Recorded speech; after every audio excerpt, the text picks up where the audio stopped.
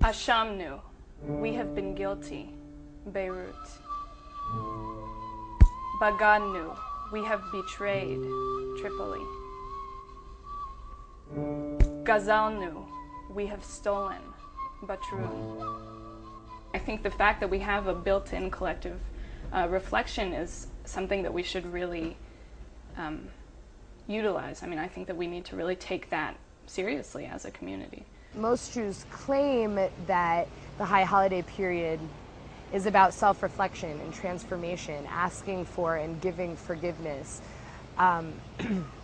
taking account of our souls, cheshbon nefesh, to be really self-reflective and self-critical about Israel, the state that has been created in our name, and supposedly to support our self-determination and safety. The idea that we as a community have a lot of self-interrogation and thought and discussion and reflection and moving towards change to do about Israel and about Palestine in this is not even brought up during this time period. And I think it's such an amazing opportunity to do that. I would encourage everybody to take that time, and maybe you're going to find that you don't think anything different, but then maybe that's something to reflect on too. I mean, you should always be suspicious when you don't find your opinions changing or your thoughts changing. So, mine have, certainly, so. Intense conversations, and usually burst into tears, and then like run away and refuse to engage with it. When I went there when I was 17, I went on a USY Israel-Poland pilgrimage trip. So you go to Poland for a week first, and you experience all of the concentration camps, and then you go to Israel for 5 weeks. And it was, you know, on that trip, nobody says to you, by the way, there's a whole Palestinian narrative. Nobody even mentions to you that there's Palestinian neighborhoods, that there's a whole, that these people exist. It's not a part of what you're being taught. It's not a part of what you're learning. It's not a part of your experience or your journey. And I think a lot of what I was getting when I was 17 was coming from a place of fear. Like a place of actual fear that potentially our people won't exist. And if you have people that you lost in the Holocaust, that's where that fear comes from. Or if you have people that were lost in the pogroms, that's where that fear comes from. But it's not the way that I want to live. I want to live coming from a place of hope and coming from a place of real understanding. May 14th, 1948. The Declaration of the Jewish State of Israel. I have strong and divided feelings about this important news. A dream 2,000 years old, the fulfillment of the diasporan hope. I've said too often, if I forget thee, O Jerusalem, to feel unaffected. But it is not Zionism that moves me. Zionism is not the establishment of the true Zion. The true Zion reconciles Jew, Arab, and Christian. The true Zion can never be nationalistic. Nationalism always courts bloodshed and competition and the horror of war. Holy war. How can one hate the Arabs for defending the land they have lived in while we Jews were dispersed over the whole earth? Always there have been people like me who opposed war in all of its forms, and there were people, Jews in 48 and in 17 and in every critical moment in our Zionist history that have said, wait, stop, I don't think this is a good idea. There's so much I have to relearn about the state of Israel and about Zionism that I'm constantly relearning, and that has really only happened to me in the course of the last few months. Like reading 2 of Edward Said's books this summer and watching Israel bomb Lebanon just flipped my whole shit about Israel. How can killing civilians and destroying infrastructure and people's livelihoods be a good thing for anyone? How can that create any kind of peace or quote-unquote security? One of the reasons that I remain connected to Judaism and Jewish culture is because I think there's a lot of rich, interesting history and texts and sources that you can use to structure those conversations and to inform those conversations that are, and I mean, I was talking more about religious texts, but I think there's also a lot of secular stuff, there's a lot of historical stuff. And to really take advantage of that, to engage with the hard questions, and they are hard questions, and I would not want to go and talk to Jews and say that they were, you know, that like, oh, this is easy, oh, this is facile. It really wasn't easy for me, but I really think it's something that we have to do. My relationship to Israel, it's a cousin I don't speak to. And even though we don't speak, I must speak about her. That she's not me. And that I have the responsibility to apologize for everything. Because I know she never will.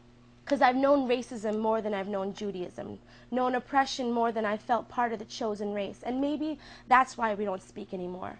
Because I'm not pure or complacent. I say out loud that I don't agree with what she's doing. Because when people meet me and find out about my heritage, they assume I'm with her. My Jewish faith is in people who see themselves as citizens of the world, that we're everywhere, people who love and respect all people. So it's okay that me and my cousin don't speak, because there are so many other Jews out there, and we have enough to do.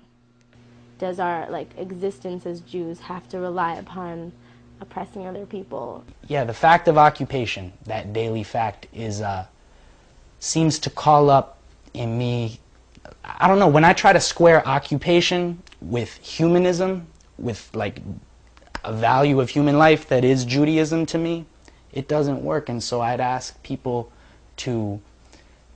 humbly ask other Jews to try to square themselves with the material facts of what life is like for someone in Hebron, for someone in Gaza City on the daily. And I don't see how that could lead to anything else but a deep criticism of the state of Israel and the Israeli Defense Forces. My parents never taught me to extend my concept of social justice to include Palestinians.